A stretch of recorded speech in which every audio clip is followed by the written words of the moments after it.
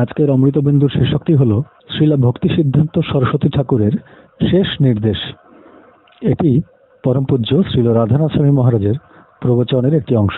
যখন প্রভুপাদ বোম্বেতে ছিলেন 1936 সালে, শ্রীলা প্রভুপাদ শ্রীলা ভক্তি সিদ্ধান্ত সরস্বতী ঠাকুরকে একটি চিঠি লিখেছিলেন, কারণ সেই সময় শ্রীলা ভক্তি সিদ্ধান্ত সরস্বতী ঠাকুর খুবই অসুস্থ ছিলেন। সবাই বুঝতে পারছিল যে কৃষ্ণ খুব শীঘ্রই তাকে চিন্ময় জগতে ডেকে নেবেন। শ্রীলা প্রভুপাদ তার চিঠিতে লিখলেন যে আপনার অনেক শিষ্য রয়েছেন যারা সন্ন্যাসী বা ব্রহ্মচারী, যারা দিনের 24 ঘন্টাই আপনার কাছে থাকেন এবং আপনার সেবা করেন, কিন্তু আমি একজন গৃহস্থ আর আমার আরো অনেক দায়িত্ব রয়েছে। দয়া করে আমাকে উপদেশ দিন যে কিভাবে আমি আপনার সেবায় যুক্ত হতে পারি। কিছুদিন পরে শ্রীলা প্রভুপাদ শ্রীলা ভক্তি সিদ্ধান্ত সরস্বতী ঠাকুরের থেকে, তিনি যখন জগন্নাথ পুরীতে ছিলেন, সেখান থেকে তিনি একটি চিঠি পেলেন। আর সেই চিঠিতে তিনি সেই একই নির্দেশের পুনরাবৃত্তি করেছিলেন, যে নির্দেশ তিনি তাকে দিয়েছিলেন 1922 সালে তাদের প্রথম সাক্ষাতের সময়।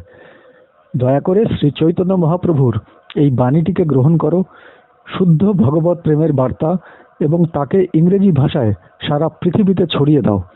এটি তোমার পক্ষে সবথেকে লাভদায়ক হবে, আর তুমি যা কিছুতেই হাত দেবে সেই সব জিনিসগুলির জন্যও এটিই সবথেকে লাভদায়ক হবে।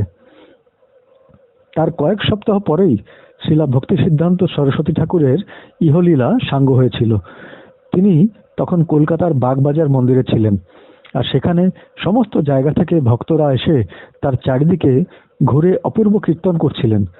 1936 সালের 31শে ডিসেম্বরের সকালে শ্রীলা ভক্তি সিদ্ধান্ত সরস্বতী ঠাকুর তার এক শিষ্য শ্রীলা ভক্তি রক্ষক শ্রীধর মহারাজকে বললেন, নরোত্তম দাস ঠাকুরের সেই সুন্দর গানটি শ্রী রূপ মঞ্জরি পদ, যা হলো আমাদের নিত্য আকাঙ্ক্ষিত বস্তু, এই গানটির ভাব হলো সমস্ত প্রকৃত গৌরীয় বৈষ্ণবদের শাশ্বত বাসনা।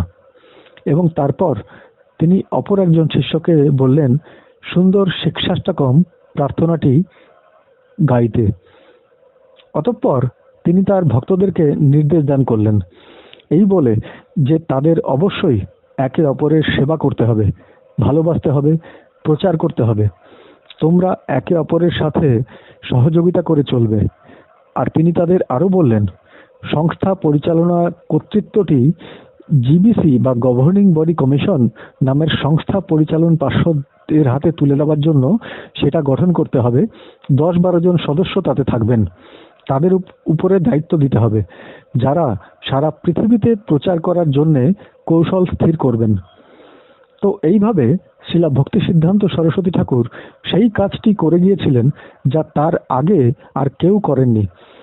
তিনি শ্রীলা প্রভুপাদের হৃদয়ে একটি বীজ বপন করে দিয়েছিলেন, যা শেষ পর্যন্ত বিকশিত হয়ে আমাদের সবার জন্যে ফল দান করেছিল। সেটি ছিল সেই দিন 1936 সালের 31শে ডিসেম্বর, যা বৈদিক পঞ্জিকা অনুসারে আজকের দিনটিতেই শ্রীলা ভক্তি সিদ্ধান্ত সরস্বতী ঠাকুর তার সমস্ত ভক্তদের নাম সংকীর্তনের মধ্যে ডুবে গিয়ে তার শেষ নিঃশ্বাস ত্যাগ করেছিলেন। কৃষ্ণের পবিত্র নাম তিনি উচ্চারণ করে নিত্যধাম গোলক বৃন্দাবনে ফিরে গিয়েছিলেন। এই মহান আচার্যের তিরোভাব উৎসব আমরা পালন করে থাকি শুধু আজকের দিনটিতেই নয়, প্রত্যেক দিনই দাসের দাসের দাসের দাস হয়ে ওঠার মাধ্যমে আমরা তার এই উৎসবটি পালন করে থাকি। আজকে আমরা শ্রীলা প্রভুপাদের একটি সুন্দর ক্লাস শুনলাম, যেখানে তিনি আজকের দিনটি সম্বন্ধে বলছিলেন। আর ক্লাসটির শেষ পর্যায়ে তিনি ক্রন্দন করছিলেন, কাঁদছিলেন, তাকে সাহায্য করার জন্যে তোমাদের সবাইকে ধন্যবাদ জ্ঞাপন করছিলেন। তার গুরু মহারাজ তাকে যেই লক্ষ্যটি দিয়েছিলেন সেই আন্দোলনে সহযোগিতা করার জন্যে সবাইকে ধন্যবাদ জানাচ্ছিলেন। তাই আমরা যে কত সৌভাগ্যবান তার কোনো হিসেব আমরা করতে পারি না। যে কেউই ইসকনের এই চমৎকার আন্দোলনকে সাহায্য করছেন, আমাদের জানা উচিত যে শ্রীলা প্রভুপাদ তোমাদের সবার জন্য কৃতজ্ঞতা বোধে কাঁদছেন, তাকে দয়া করে এই চমৎকার আন্দোলনে সাহায্য করার জন্য, পবিত্র নামের মহিমা প্রচার, এই পরম মহিমান্বিত করুণা প্রদর্শনের কাজটি করার জন্য। হরে কৃষ্ণ কৃষ্ণ কৃষ্ণ হরে হরে, হরে রাম রাম রাম হরে হরে।